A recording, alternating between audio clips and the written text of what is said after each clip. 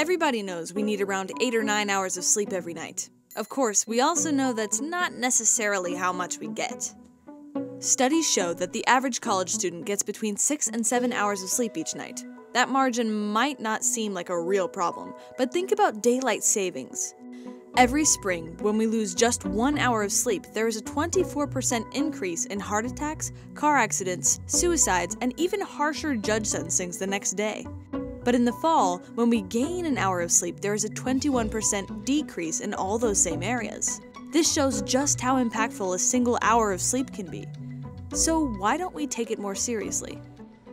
Last night, I probably got about 5 or 6. 9 hours. I got probably between 8 to 9 hours of sleep last night. I went to sleep at like 3. Pretty typical, 8 to 9. I don't have class till like 1. I think I got 9 hours of sleep last night. A little bit more than average, but about 8 or 9 hours. Oh, I usually get much less. Probably 6 hours. 7 hours. So like, not that bad. One reason could be that we don't know what we're missing. When we don't get at least 8 hours of sleep, our brain cannot complete the needed 4 to 5 REM cycles. This means that our memories aren't fully processed, our body can't regenerate, and we're left feeling sleep deprived all day. So as long as we're getting 8 hours of sleep, does it matter what time we go to bed or wake up? Well, we asked other students at Taylor what their ideal sleep schedule would be if they had no commitments and could snooze whenever they wanted. It'd probably be midnight to like 9. Probably about 12 to 8. 10:30 to 8:30. Go to bed at like 12 and get up at 7:30. Probably like 4 a.m. to noon, honestly. I mean, honestly, I would love to go to bed at like 1 or 2 in the morning and wake up at like 9. That would be really nice. There's a reason everyone said they wished they could go to bed later and wake up later.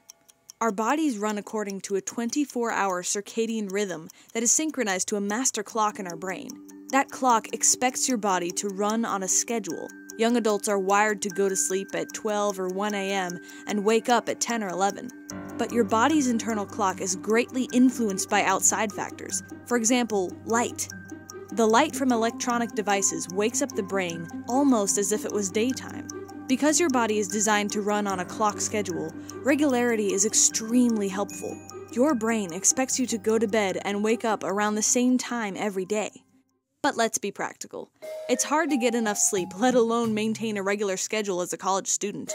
And for most of us, caffeine is something we almost can't function without.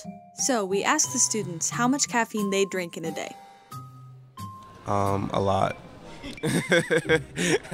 Quite a bit. A lot. I drink about 1 cup of coffee a day. Like a cup of coffee a day or like an energy drink. At least a cup of coffee a day. Something of coffee and then like some energy drinks. Depending on if I have a Celsius, that's 200 milligrams of caffeine. But like multiple cups of coffee usually a day. Probably about 3 to 4 cups of coffee a day. Yeah, I'd get a decent amount of caffeine in, I would say. Most people know that caffeine is a stimulant, but few really know exactly how it affects our body. Caffeine essentially prevents a chemical called adenosine from telling your brain that you're sleepy. Even after its alertness wears off, a fraction of the caffeine is still in your system for up to 12 hours after its consumption. That lingering caffeine kills the quality of your slumber and strips away the benefits. But this certainly doesn't mean that you shouldn't drink caffeine. Just be mindful and try to avoid it after 2 p.m. And let's not forget naps. Napping can be nearly as effective as a strong cup of coffee. But you know sometimes when you wake up and feel even groggier than before, or you can't fall asleep easily that night? Here's the answer. The ideal nap is around 20 minutes long. Enough time for the body to go through the stages of non-REM sleep, but not enough to enter the deep, slow wave phase. Waking up from slow wave sleep is what leaves you still feeling tired because your brain is continuing to produce adenosine. So it's best not to nap after 2 p.m., just as with caffeine.